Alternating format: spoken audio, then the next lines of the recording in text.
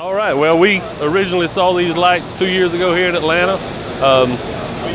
Actually took us about a year to talk ourselves into buying them, but since then, every other kind of inspection light we've tried, we have taken out of our shop and replaced with these SurfPrep lights. We have the smaller lights on all our downdraft tables, our orbital hand sanders, and then we have two of the larger lights coming out of our wide belt and our orbital sander.